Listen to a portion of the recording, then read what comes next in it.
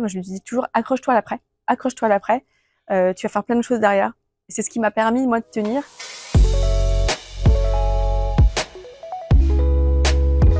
Donc, je m'appelle Émilie Dodin, j'ai 36 ans et je suis chef d'entreprise dans le digital, également influenceuse sur les réseaux sociaux.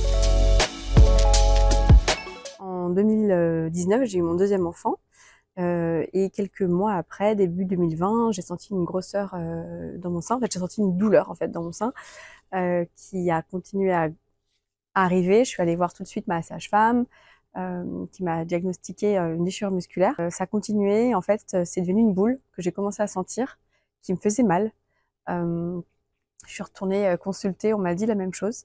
C'était une deuxième personne différente. Donc du coup, j'étais un peu embêtée parce que à la fois on me disait ça et puis à la fois je sentais qu'il y avait quelque chose qui n'allait pas. On pouvait pas me soulager comme ça me faisait vraiment très très mal.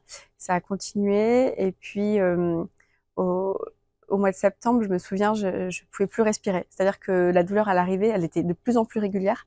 Ça me paralysait vraiment. C'est-à-dire que j'avais le souffle coupé. Je suis allée faire une échographie mammaire. Et là, lors de l'échographie, je me souviens, elle passait entre les deux seins et au moment, je lui dis, je vois qu'il y a un souci et je lui dis, il faut peut-être que je lui dise que c'est une déchirure musculaire.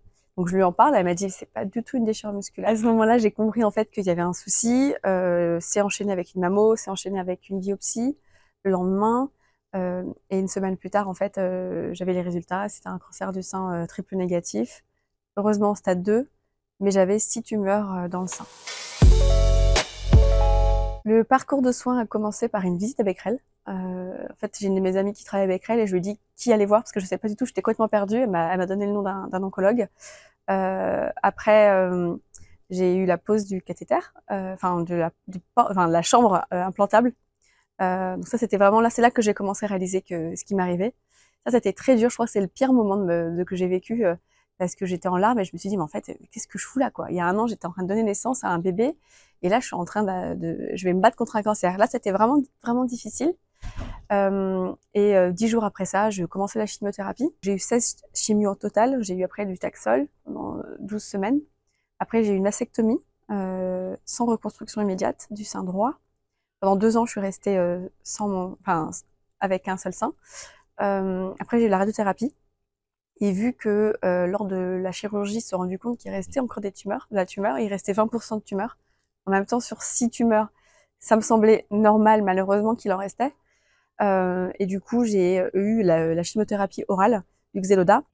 Ça y est, je viens de terminer mes 5 mois de chimiothérapie et j'ai envie de pleurer. Voilà, je suis hyper émue. J'espère sincèrement ne plus jamais avoir de chimiothérapie. Et je pense très très fort à celles qui sont en récidive et qui pensaient la même chose. Et voilà. Le cancer du sein, c'est vraiment pas la panacée. J'en ai marre d'entendre qu'il se guérit bien parce que c'est pas vrai.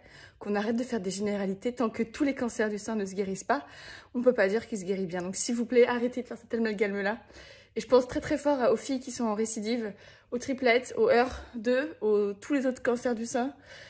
Voilà, la chimiothérapie, c'est pas facile, mais on s'en sort. Enfin, on s'en sort. On arrive à faire ces séances et après on respire et on espère ne plus jamais revenir là-dedans. Je vous embrasse très fort et merci infiniment pour tout votre soutien depuis ces derniers mois. Franchement, merci à vous parce que sans vous, j'aurais pas pu tenir.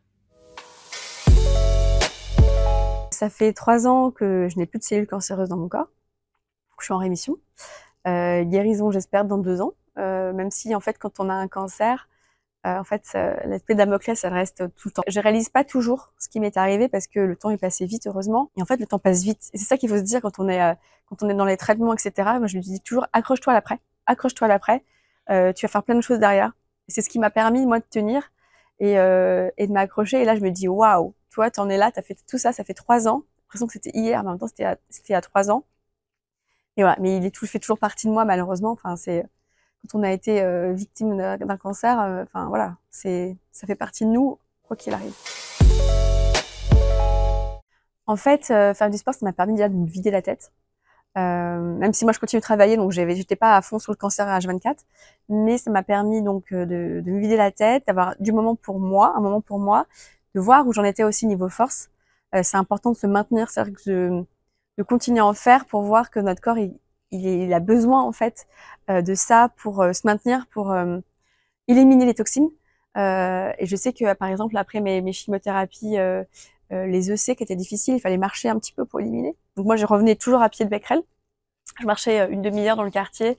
Après je retournais me coucher, là je dormais et j'étais pas bien. Et le lendemain en fait j'étais souvent debout parce que j'étais en pleine forme. En fait ça aide vraiment à se remettre le sport de la chimiothérapie. J'ai appris il y a quelques années qu'en fait on pouvait réduire le risque de 50% de récidive du cancer du sein en faisant 3 heures de sport cardio par semaine. Quand j'ai su ça, je me suis dit, bon, alors, c'est quoi le sport cardio? Et en fait, j'ai vu qu'il y avait une liste de choses, dont le jardinage fait partie, il faut le savoir, parce qu'il y a plein de gens qui disent, oh, 3 heures de sport cardio, je peux pas.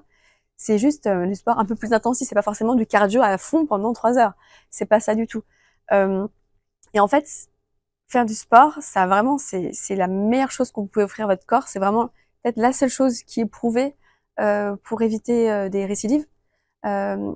Ça n'empêchera pas des récidives si elles doivent arriver, mais ce que je veux dire, c'est que ça réduit le risque vraiment significativement. Ça permet vraiment aussi de se faire du bien psychologiquement. Et si on n'a pas le temps, je dis aux gens, mais allez juste marcher tous les jours.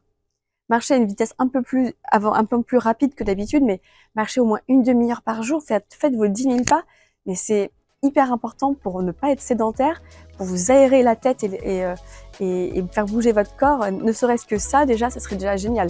Et c'est vraiment important pour aller mieux, tout simplement.